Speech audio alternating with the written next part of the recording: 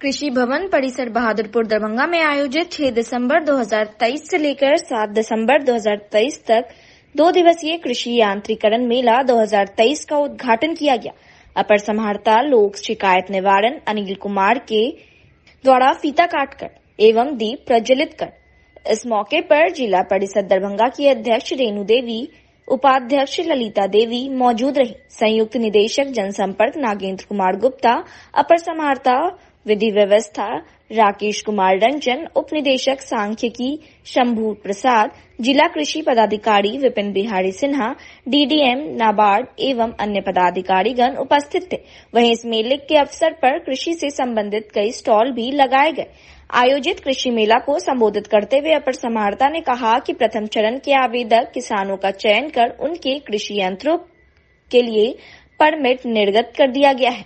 आने वाले दिनों के लिए दिए जाने वाले यंत्रों के आवेदन प्रक्रियाधीन हैं। उन्होंने कहा कि जो किसान यहां उपस्थित हैं, वे अपने माध्यम से अपने क्षेत्र के किसानों को जानकारी दे कि कृषि यांत्रिकरण मेला में कृषि से संबंधित 108 प्रकार के उपकरण अनुदान पर उपलब्ध है। वे मेला भ्रमण कर इसकी जानकारी प्राप्त करे और लाभ उठावे।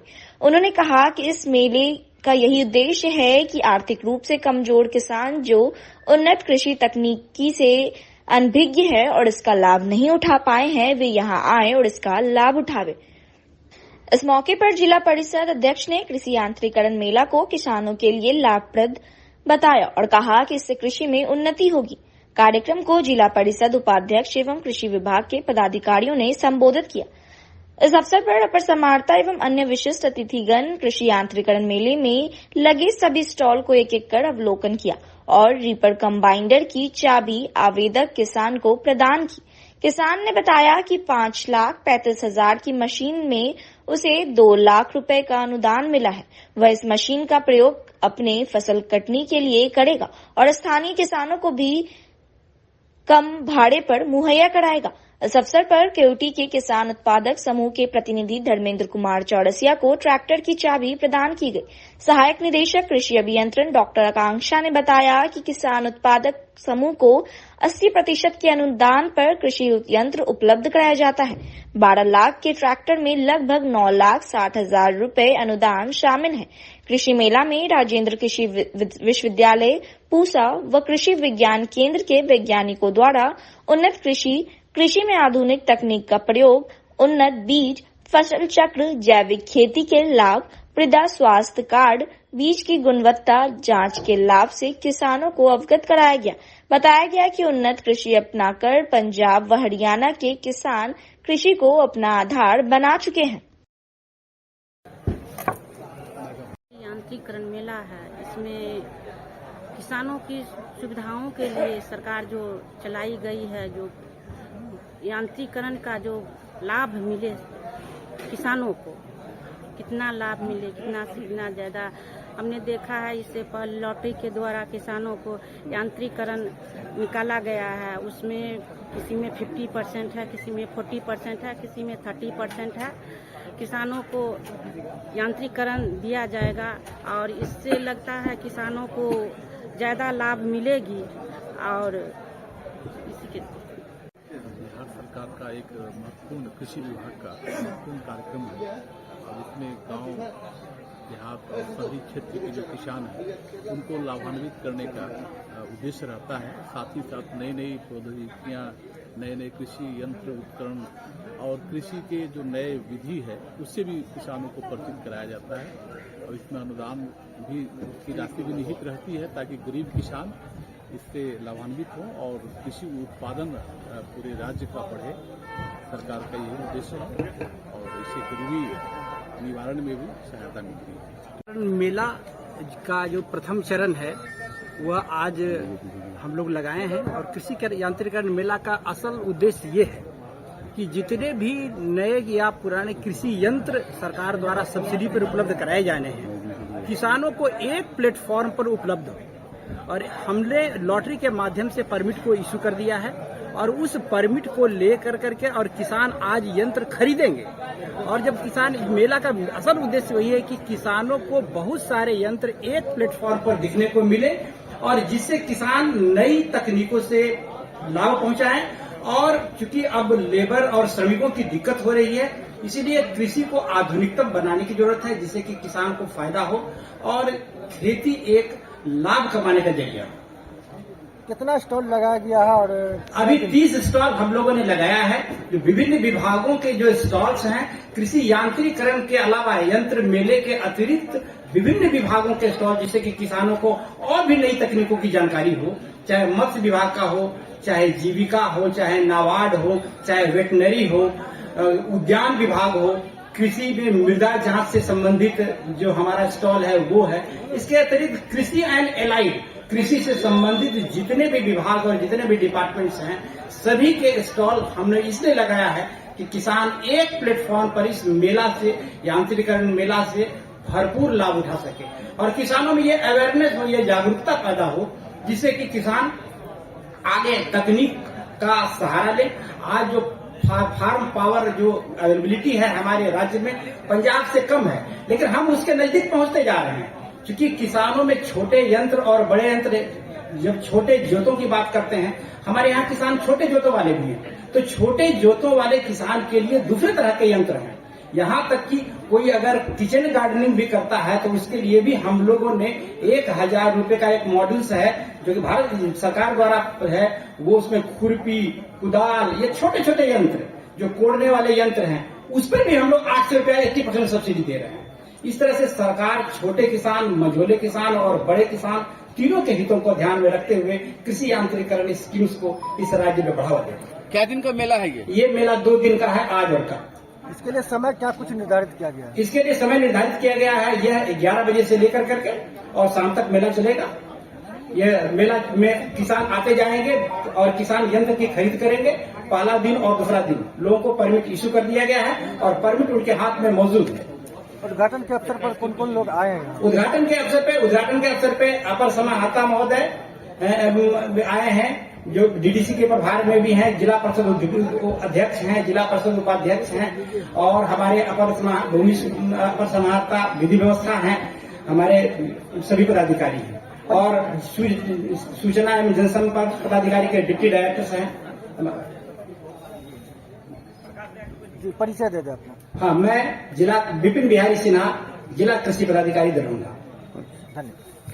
यांत्रिक मेला में उपस्थित यहाँ जितने हमारे किसान भाई हैं, निश्चित रूप से हमको लगता है जो इनके लिए एक नई ऊर्जा के समान यह मेला का उद्देश्य होगा।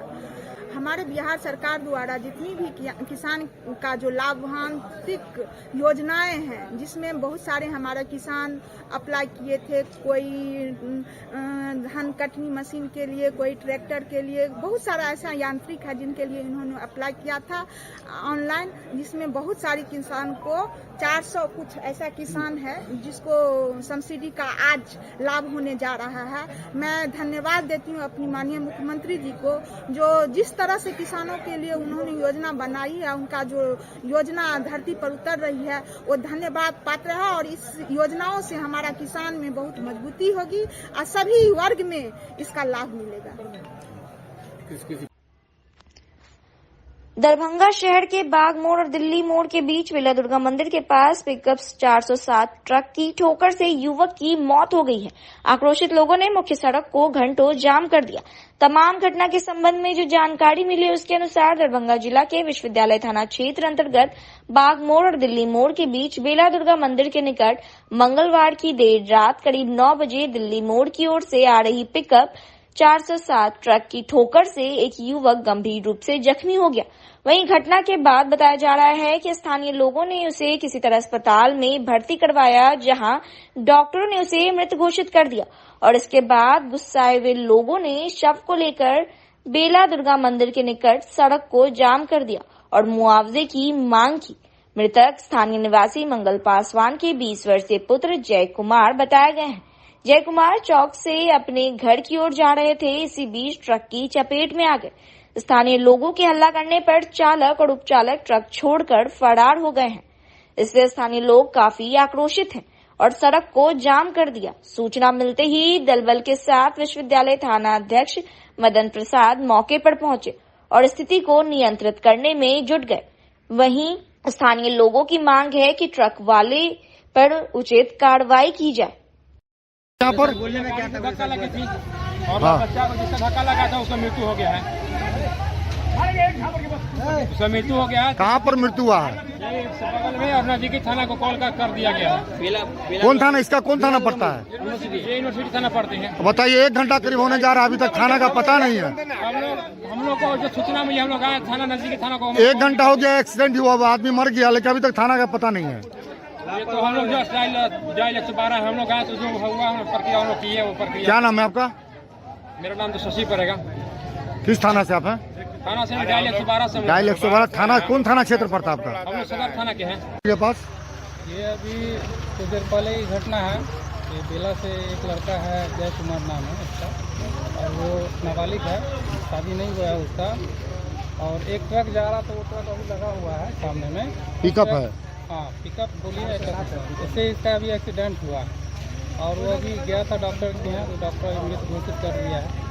तो अभी कौन डॉक्टर यहाँ गया था? सभी डॉक्टर के यहाँ गया था, हम लोग भी गए थे, अभी देखे हैं। तो अभी यहाँ पे रखा हुआ है डेड बॉडी, और हम लोग मुआवजा के लिए, जो इनका परिजन है, हम लोग भी मुआवजा के लिए मांग करते हैं कि ये गरीब परिवार लोग हैं, और हम लोग ये ऊपर जितने भी पदाधिकारी हैं उनसे आग्रह करेंगे कि वो आ करके इनका मुआवजा का जो भी प्रोसेस है वो कम से कम गरीब आदमी को इसको पूर्ति कर दिया जाए। कुछ पब्लिक के द्वारा कहा जा रहा है 1 घंटा करीब हो गया, अभी तक थाना नहीं पहुंची है, क्या कारण है?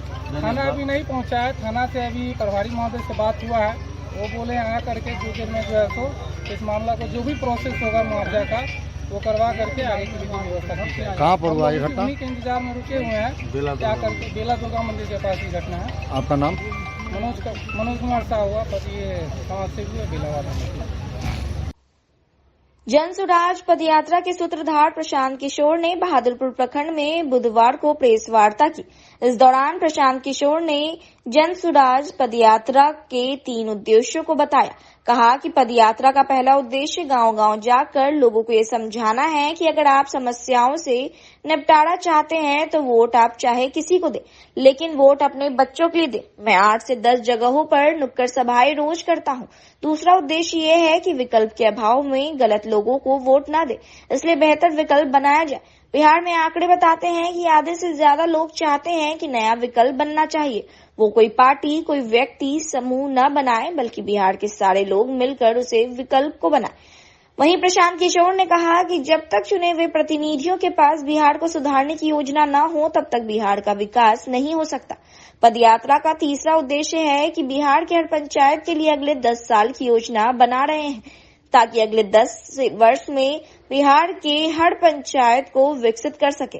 पदयात्रा के दौरान उन्होंने कहा कि वह देख रहे हैं कि गांव में स्कूल नहीं है, अस्पताल नहीं है, पेयजल की समस्या और सड़क नहीं है।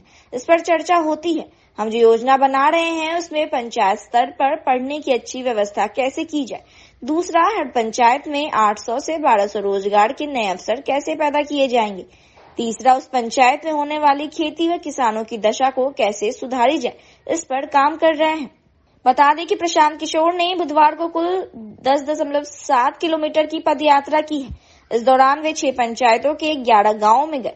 पदयात्रा की शुरुआत हायाघाट के रतनपुरा से शुरू कर वे मल्हीपट्टी, श्रीपुर बहादुरपुर, शिबा श्रीपुर, मझौलिया, सहोड़ा, आनंदपुर, सहोड़ा, बिशनपुर, बसहा, मिर्जापुर, परमानंदपुर, श्रीरामपुर, अनपट्टी, अनारकोठी गांव में आकर रात्रि विश्राम किया। तो पदयात्रा का पहला उद्देश्य ये है कि गांव-गांव बिहार में जाकर लोगों को ये बताया जाए, समझाया जाए, प्रेरित किया जाए कि अगर आप अपनी समस्याओं से, अपने बच्चों के भविष्य के लिए समस्याओं से निपटारा करना चाहते हैं, बिहार को सुधारना चाहते हैं, तो वोट आप चाहे जिस किसी को भी दें, लेकिन वोट आप अपने और अपने बच्चों के लिए दें। तो इसी तहत आप देखते हैं कि सुबह से शाम तक 8 से 10 जगहों पर मैं छोटी छोटी सभाएं करता हूं, जिसको आप नुक्कड़ सभा कह लीजिए, जिसमें 200, 400, 500 आदमी, कहीं कहीं 50-100 आदमी भी रहता है। आदमी की संख्या का कोई महत्व नहीं है। ऐसे 7-8 बैठकें मैं दिन में रोज करता हूं। तो पदयात्रा का पहला उद्देश्य है लोगों को जाकर समझाना, उनको जागृत करना कि उनसे गलती कहाँ हो रही है और कैसे उनको अपने वोटिंग के बिहेवियर में सुधार करना चाहिए। दूसरा उद्देश्य ये है कि लोग अगर समझ में आ जाए लोगों को, तो विकल्प के अभाव में उनको गलत लोग गलत दल को वोट न करना पड़े, इसलिए एक बेहतर विकल्प बनाकर दिया जाए। बिहार में आंकड़े बताते हैं कि 55% के आसपास लोग, मतलब आधे से ज्यादा लोग ऐसा समझते हैं कि बिहार में एक नया दल, एक नया विकल्प बनना चाहिए। वो कौन सा दल बने, कौन उसका नेता बने, इस पर भले सहमति न हो, लेकिन आधे से ज्यादा लोग ये समझते हैं कि बिहार में आरजेडी, जदयू, भाजपा से अलग कोई नया दल, नया विकल्प बनना चाहिए। तो पदयात्रा का दूसरा उद्देश्य उसी से जुड़ा हुआ है कि बिहार में विकल्प के अभाव में लोगों को गलत दलों को, नेताओं को वोट न करना पड़े, इसलिए एक नया दल, नया विकल्प बनाया जाए। लेकिन वो दल और विकल्प कोई प्रशांत किशोर, कोई व्यक्ति, कोई परिवार, कोई जाति समूह न बनाए, बल्कि बिहार के वो सारे लोग मिलकर इस दल को बनाएं जो एक नया विकल्प बिहार में देखना चाहते हैं। तीसरा जो उद्देश्य है कि अगर लोगों की बात समझ में आ जाए, लोग सही तरीके से वोट करें, उनके सामने बेहतर लोगों का एक विकल्प भी हो, तब भी बिहार का सुधार नहीं हो सकता है जब तक इन चुने हुए लोगों के पास बिहार को सुधारने की एक योजना न हो। तो पदयात्रा का तीसरा उद्देश्य इससे जुड़ा हुआ है कि हर पंचायत के लिए, बिहार के हर पंचायत के लिए अगले 10 साल की योजना बनाना, जो वहां की जमीनी हकीकत को देखकर समझकर बनाया गया हो, ताकि अगले 10 वर्ष में बिहार के हर पंचायत को कैसे विकसित किया जाए। जब हम लोग पैदल चलते हैं तो ये देख रहे हैं कि भाई पंचायत में सड़क नहीं है, पानी नहीं है, अस्पताल नहीं है, स्कूल नहीं है, ये बातें तो ठीक हैं, इसकी गणना होती है, इस पर चर्चा होती है, लेकिन हर पंचायत की जो योजना हम बना रहे हैं उसमें 3 बातें जरूर हैं। पहला कि पंचायत के स्तर पर बच्चों के पढ़ने की व्यवस्था को बेहतर कैसे किया जाए। दूसरा, हर पंचायत में 800 से 1200 नए रोजगार के अवसर कैसे पैदा किए जाएंगे। और तीसरा, उस पंचायत में होने वाली खेती या किसानों की दशा को कैसे सुधारा जा सकता है, उनके आमदनी को कैसे बढ़ाया जा सकता है। जनता दल यूनाइटेड प्रदेश नेतृत्व के दिशा निर्देश के अनुसार दरभंगा जिला की जनता दल यूनाइटेड की ओर से संविधान बचाओ मार्च निकाला गया। दरभंगा के सर्किट हाउस लहरियासराय से यह मार्च निकालकर डॉक्टर अंबेडकर पार्क लहरियासराय तक पहुंचा एवं इन लोगों ने इस अवसर पर वह शपथ लिया कि जब तक धरती रहेगी बाबा भीमराव अंबेडकर की विचारों को जीवित रखेंगे। और उन्होंने हिंदुस्तान के वंचित समाज के लिए जो संविधान लिखा और संविधान के बदौलत सरकारी सेवा में लोगों को आरक्षण मिला, पढ़ाई लिखाई में आरक्षण मिला, आगे बढ़ने का मौका मिला।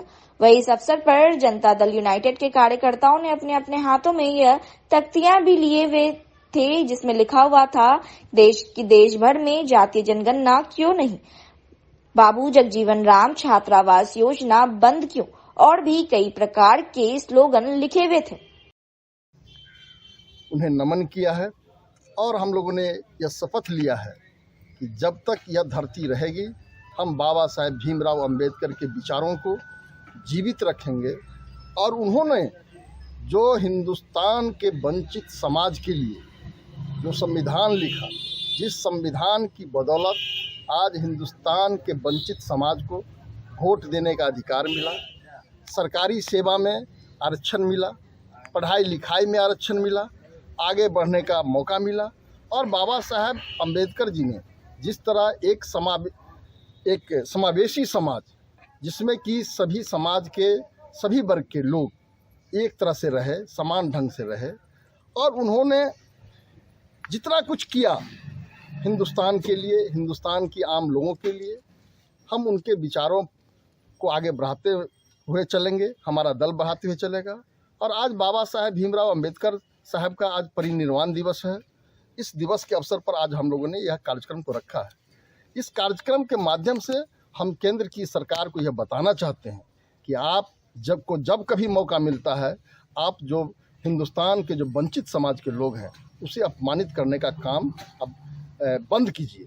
आपने देखा कि पिछले दिनों जब नया संसद भवन का शिलान्यास का अवसर आया तो उस समय हिंदुस्तान के राष्ट्रपति रामनाथ कोविंद जी जो वंचित समाज से आते हैं, दलित समाज से आते हैं, पूर्व राष्ट्रपति, उनके द्वारा शिलान्यास नहीं कराया गया।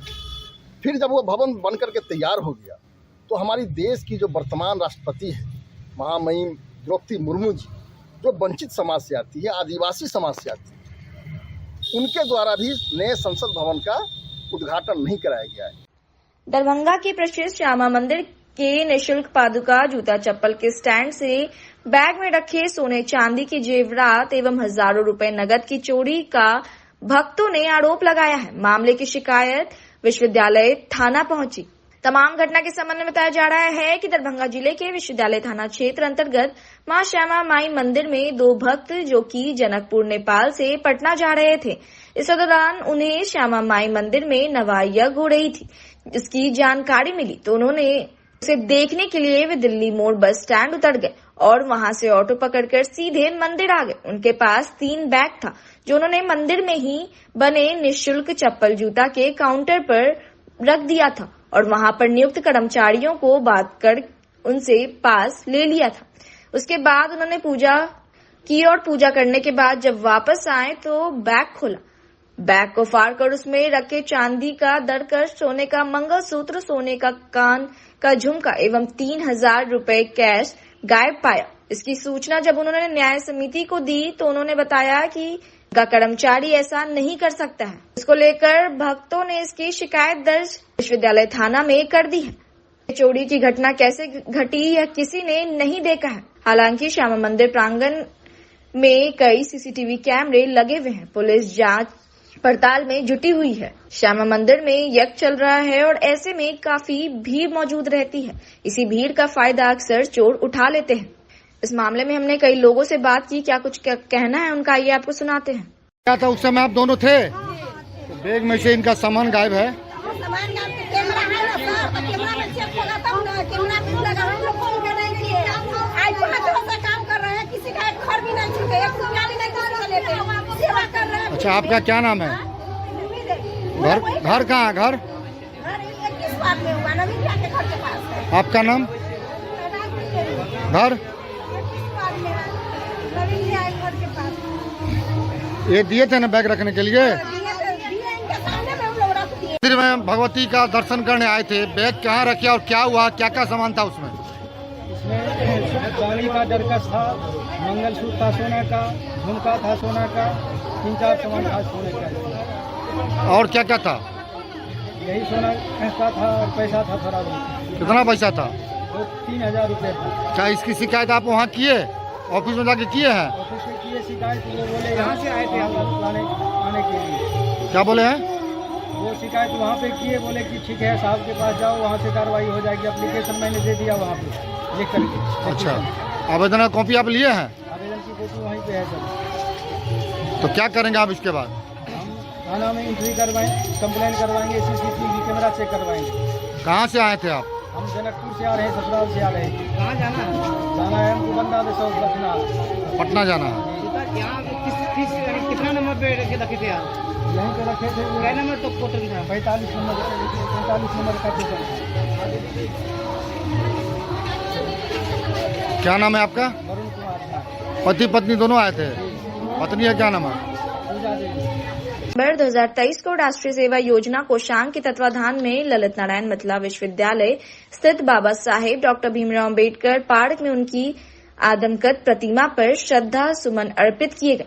अतिथियों का स्वागत एवं कार्यक्रम का संचालन करते हुए उप कुल सचिव प्रथम डॉक्टर कामेश्वर पासवान ने कहा कि बाबा साहेब डॉक्टर भीमराव अम्बेडकर विश्व रत्न, विश्व भूषण, भारत रत्न, महाविद्वान, महान बहुजन नायक, लेखक, अर्थशास्त्री, राजनीतिज्ञ, महान इतिहासकार, संविधान के जनक, समस्त महिलाओं एवं पिछड़ों के मुक्तिदाता, क्रांति सूर्य, युग पुरुष, महामानव, बोधिसत्व बाबा भीमराव अम्बेडकर को उनके 67वें महापरिनिर्वाण दिवस के अवसर पर हम सब श्रद्धा सुमन अर्पित करते हैं। कार्यक्रम की अध्यक्षता करते हुए प्रोफेसर जयनाथ झा, कुलानुशासक एवं खेल पदाधिकारी के श्रद्धा सुमन अर्पित करने के साथ कार्यक्रम प्रारंभ हुआ। बाबा साहेब भीमराव अम्बेडकर के महापरिनिर्वाण दिवस के अवसर पर उन्होंने कहा कि आज संकल्प लेने और आत्मसात करने का दिवस है। अगर आज अम्बेडकर साहब का संविधान नहीं होता तो शायद इस रूप में हम लोग खड़े न होते। यह संविधान है जो देश के सारे तबके के लोगों को एकजुट किए हुए है। अगर आप संविधान का अध्ययन करेंगे तो आपको लगेगा कि वे कितने बड़े चिंतक थे। भारतीय परिवेश में ऐसे संविधान की जरूरत थी और यह संविधान है तो भारत वर्ष एक है। वहीं बाबा साहेब भीमराव अम्बेडकर के महापरिनिर्वाण दिवस के अवसर पर विश्वविद्यालय के विभागाध्यक्ष, शिक्षक, पदाधिकारी, सामाजिक व्यक्ति एवं कर्मचारीगण उपस्थित थे। कार्यक्रम में धन्यवाद ज्ञापन डॉक्टर विनोद वैठा ने किया। ये कार्यक्रम समन्वयक राष्ट्रीय सेवा योजना कोषांग ने किया। भी इस कार्यक्रम में आए और बहुत अच्छी बात आज परिनिर्वाण दिवस का अवसर पता है। मैं एनएसएस की ओर से और विश्वविद्यालय के सभी कर्मचारी और बंधुओं की ओर से मैं उनको धन्यवाद देता हूँ। इस कार्यक्रम में दरभंगा जिला के उप महापौर हमारे बीच में है, वह मुख्य अतिथि हैं। उन्होंने समय से बहुत पहले यहाँ आने की कृपा की है और इतना समय तक यहाँ रही और अपनी वाणी से हम सबों को इतना अच्छा बताई कि हम लोग सुन के बहुत खुश हुए। मैं इस अवसर पर उनको बहुत बहुत धन्यवाद देना चाहूँगा। मैं धन्यवाद देना चाहूँगा परीक्षा कंट्रोलर हम लोग से जूनियर है मनोज जी ने जो बातें बताई हम सबों के लिए प्रेरणा स्रोत है। मैं इस अवसर पर उनको धन्यवाद देता हूँ। मैं धन्यवाद देना चाहूँगा डॉक्टर दमन कुमार सिंह जी को। उन्होंने जो बातें कही, समाज में समता की बात कही, व्यक्तित्व विकास के बारे में बताया, मैं उनको एनएसएस की ओर से धन्यवाद देना चाहूँगा। मैं धन्यवाद देना चाहूँगा सुरेश जी को, जिनको मैंने एक फोन किया कि आप ही का कार्यक्रम है, आप नहीं आएगा तो कैसे होगा। एक मुख्य अतिथि को छोड़ के कार्यक्रम में थे, इस कार्यक्रम में आए। मैं उनको आने के लिए बहुत बहुत धन्यवाद देना चाहूँगा। मैं धन्यवाद देना चाहूँगा। लगातार पढ़ते रहें और इनके विचारों को पढ़े ही नहीं, अमल करें और समाज में भी इसे हम दिखाएं कि बाबा साहब भीमराव अम्बेडकर जो आज एक संविधान हम लोगों को दिए हैं, तो पूरे भारत को एक सूत्र में बांधे हुए हैं, ये परिलक्षित हो। सर,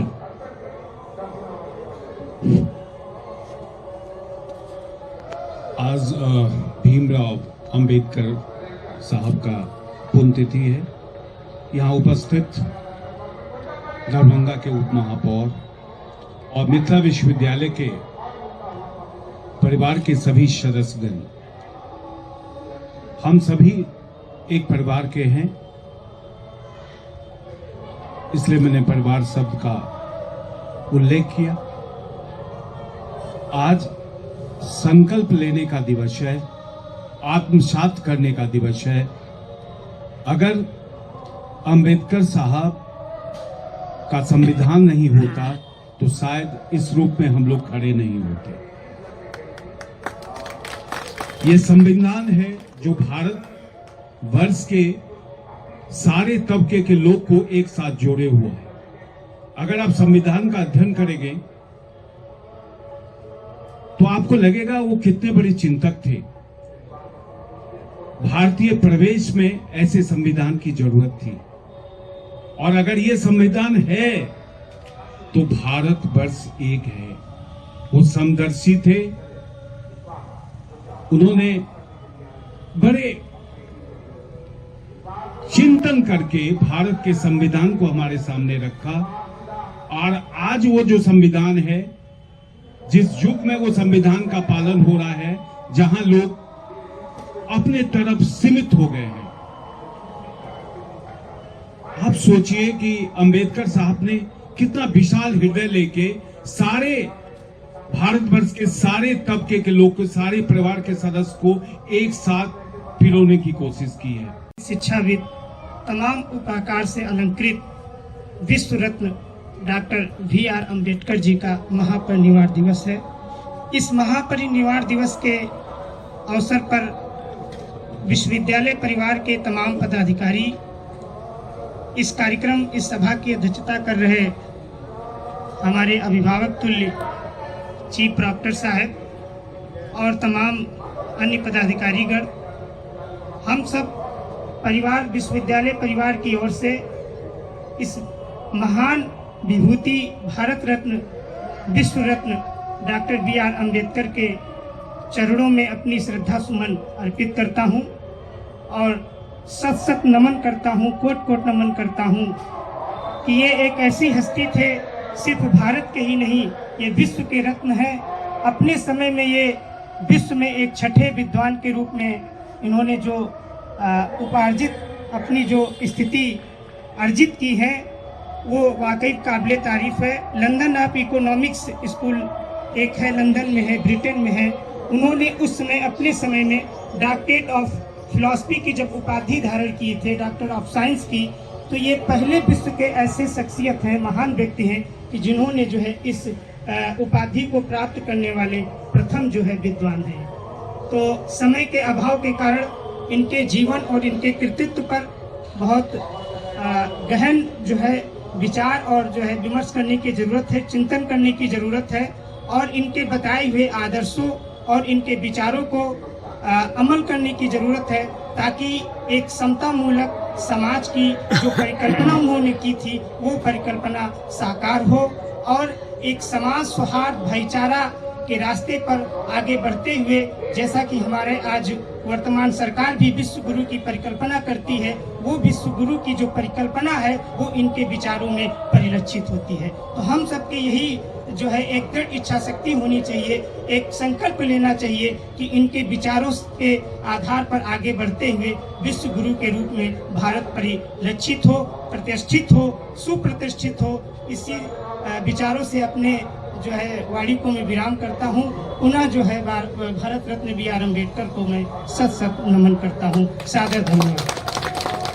मेरा घर है, क्योंकि मैं इसी मिथिलांचल की बेटी हूँ। सबसे पहले आज पुण्यतिथि बाबा अम्बेडकर मनाने के लिए यहाँ पर उपस्थित हुए हैं। मेरा कहना है जो उनकी जो सोच उनकी विचार है आज अमर हो रही है। आज हमारा एक सफाई कर्मी झाड़ू लेकर के वो कलम पकड़ा है, आज वो टीचर बना है, बहुत गर्व की बात है। ये उन्हीं के संविधान की वजह से कि उसने पढ़ाई को छोड़ा नहीं, भले आधा रोटी खाया, लेकिन उसने जो ही गंदा कचरा जो ही काम किया, लेकिन आज वो अपनी जगह पहुंच गया। ये उन्हीं की देन है, बाबा अम्बेडकर की देन है, जिन्होंने कहा कि हम और आप सब एक हैं, एक सामान्य है, एक अधिकार है, एक पावर है। इसीलिए मैं उनकी जयंती को, उनके दिन को मैं हमेशा मनाती हूँ और सोचती हूँ कि ये चीज़ें उनकी जो विचार है हर स्कूल, ट्यूशन, कोचिंग, यूनिवर्सिटी तक पहुँचे और पर डे 5 मिनट 10 मिनट अपने बच्चों को बताएं, अपने स्टूडेंट को बताएं कि उनकी क्या सोच थी, क्या विचार है। क्योंकि अभी के न्यू जनरेशन के हाथ में है वो पावर जो वो अपनी मुस्तकबिल बना सकते हैं और बिगाड़ भी सकते हैं। तो मैं अभी के युवाओं को, जनरेशन को यहाँ जो के विनती करती हूँ कि जो उनकी विचार है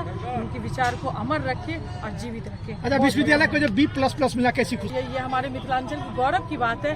इसमें सबसे बड़ा सहयोग हमारे पार्षद मुकेश का रहा, वार्ड नंबर 19 का है 12। मुझे बहुत खुशी मिली, क्योंकि ये एक हम लोग के आने के बाद ये चीज़ मिला है, ये हम लोग को बहुत गौरवान्वित है। बहुत बहुत आभार, धन्यवाद।